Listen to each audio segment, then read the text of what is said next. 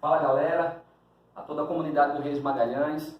Nós vamos ter a nossa aula 1 para o terceiro ano e hoje nós vamos tratar de um assunto bastante importante que é grupo sanguíneo. Mais especificamente nós vamos trabalhar aqui o sistema ABO.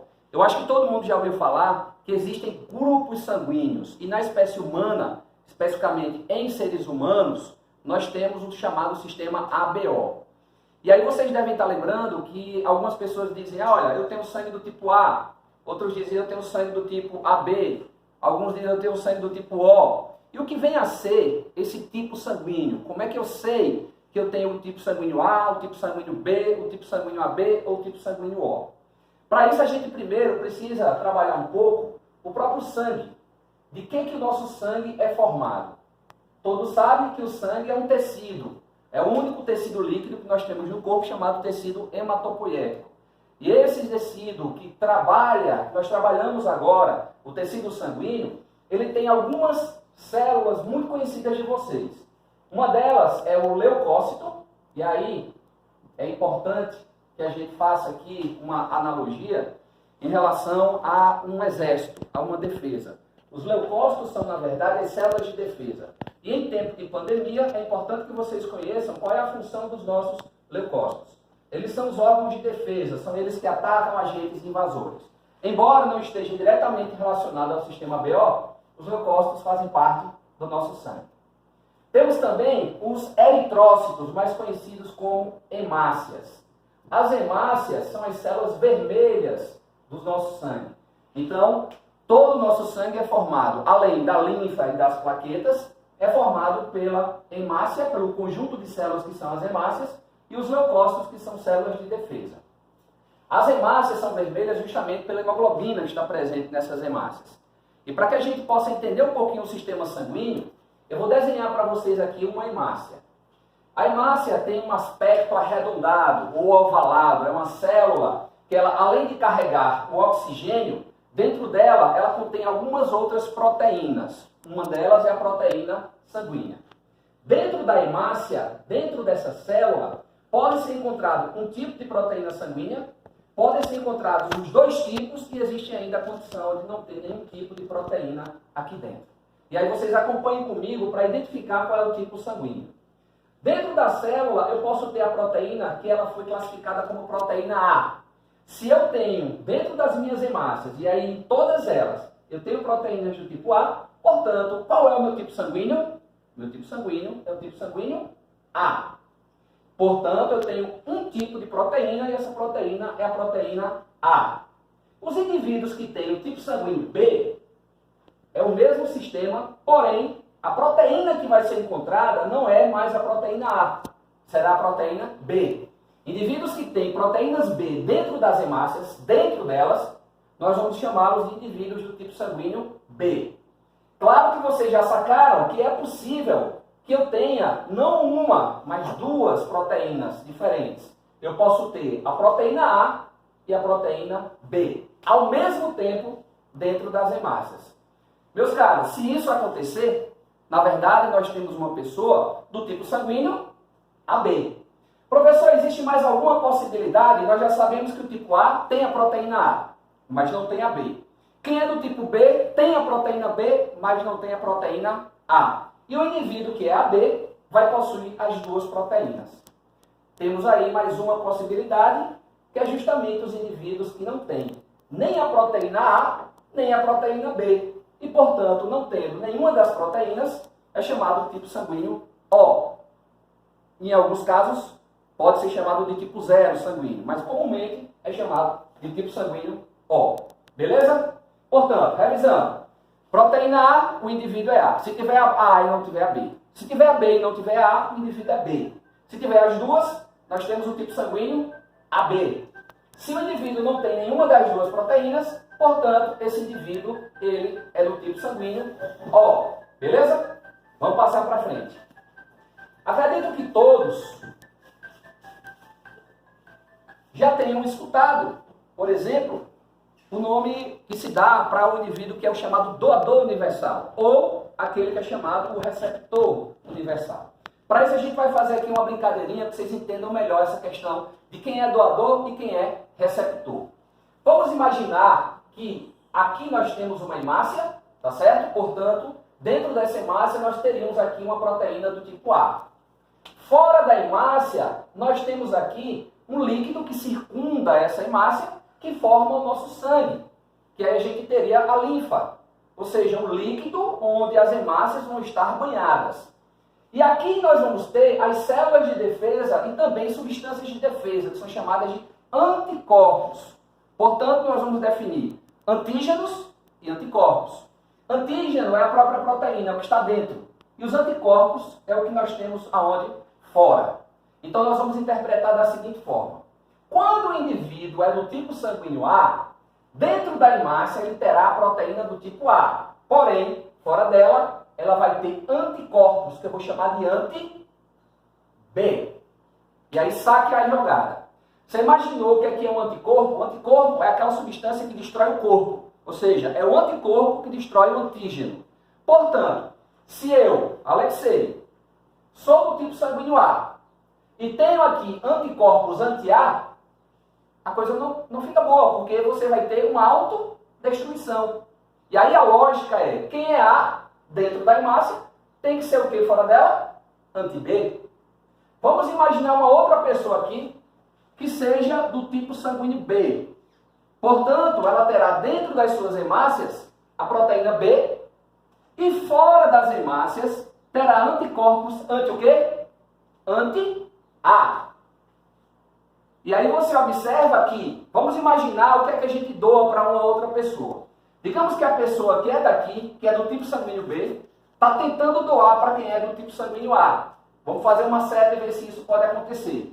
Quando essa hemácia for chegar nessa pessoa e passar pela barreira da pele, vamos imaginar que a gente vai fazer uma infusão de sangue, quem vai receber é do tipo A, quem está doando é do tipo B.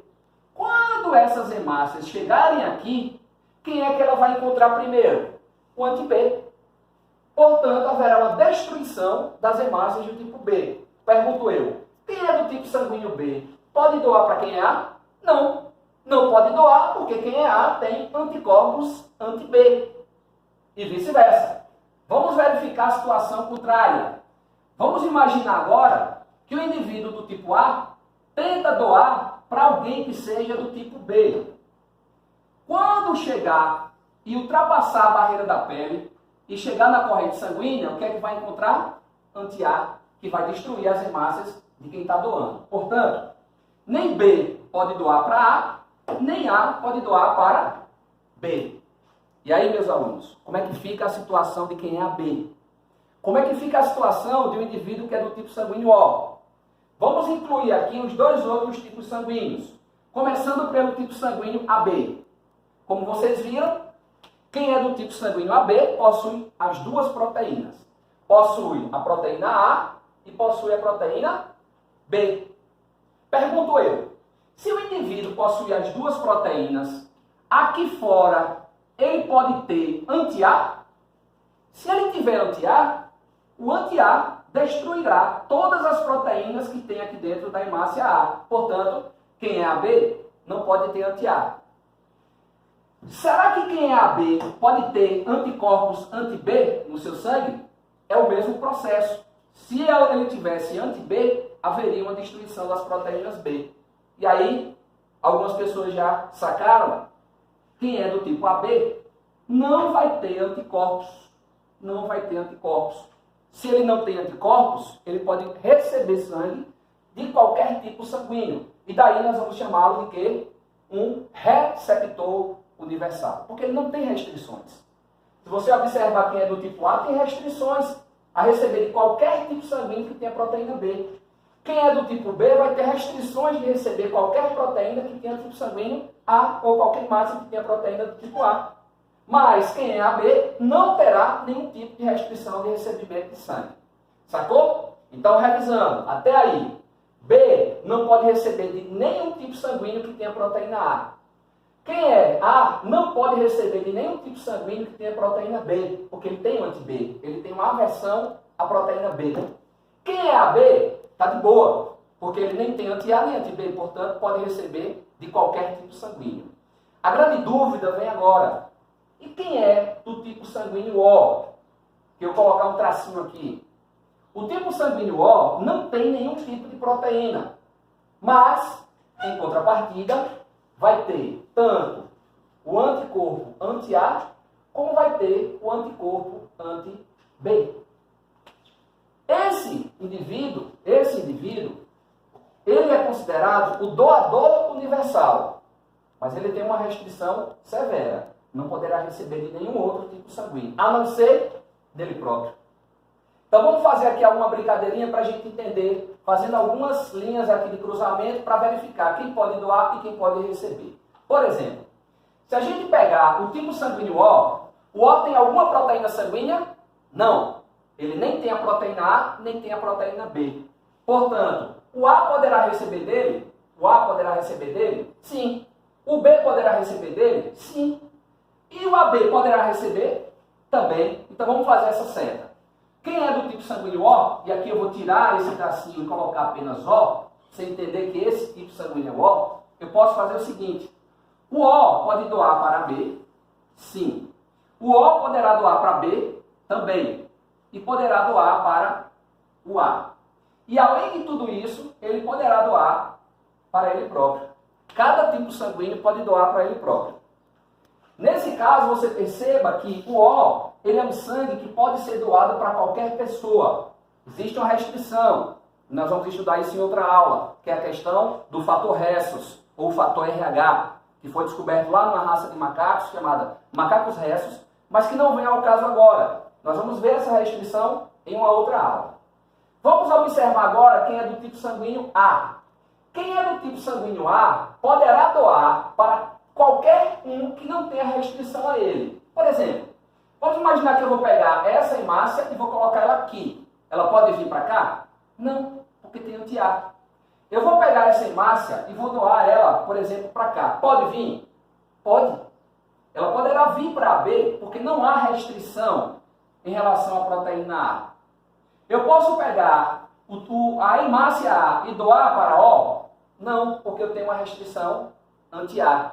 E você vai observar, não quem está indo, mas quem está recebendo. Vamos imaginar. Eu aqui vou receber um sangue tipo A. Se eu for B, eu não vou poder receber o A porque eu tenho anti-A. Entendeu? Vamos imaginar então, para quem é que o A pode doar? Ele vai poder doar para ele próprio, correto? E vai poder doar para quem? Para o AB. Eu vou fazer aqui, ó, uma linha pontilhada, porque o AB não tem restrição para receber sangue do tipo A. Quem é do sangue do tipo B? Pode doar para A? Não, porque o A tem anti-B. Quem é B pode doar para O? Não, porque tem anti-B.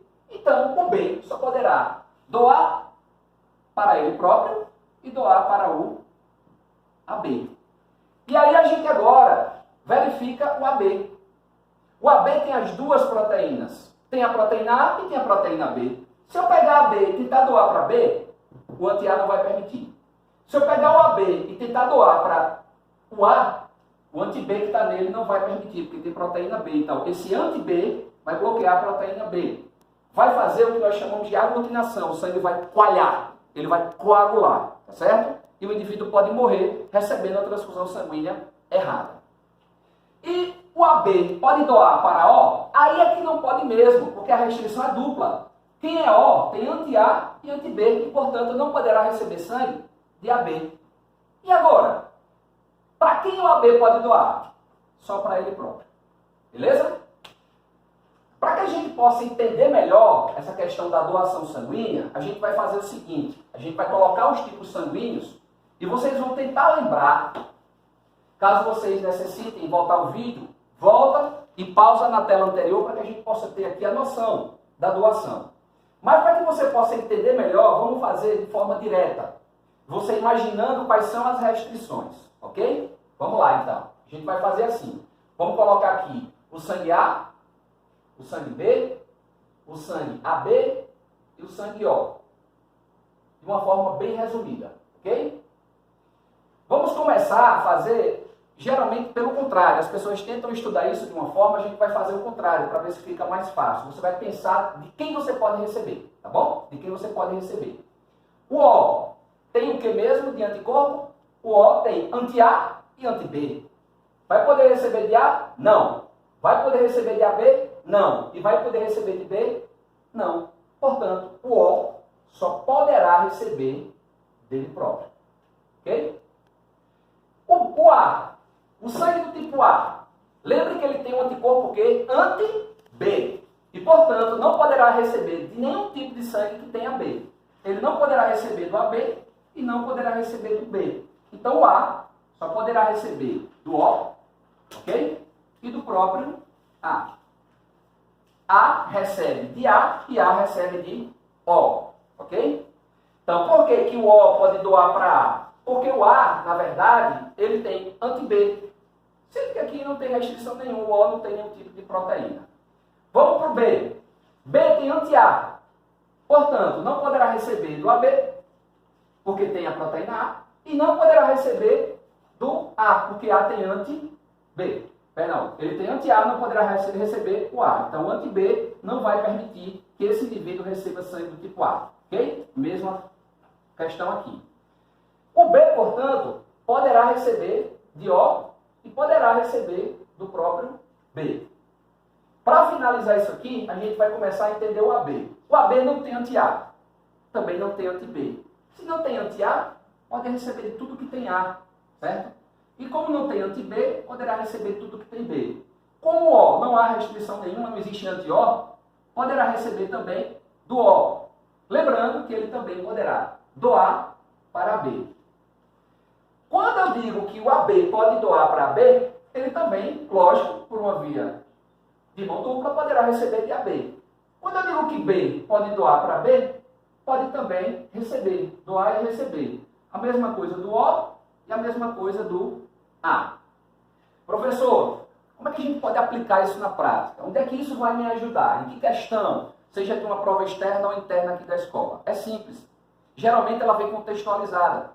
Para que a gente possa entender isso aqui, é colocado geralmente uma condição. Por exemplo, uma pessoa se acidentou de moto, que é uma causa de acidente muito comum na nossa região, e foi ao hospital. Essa pessoa perdeu muito sangue.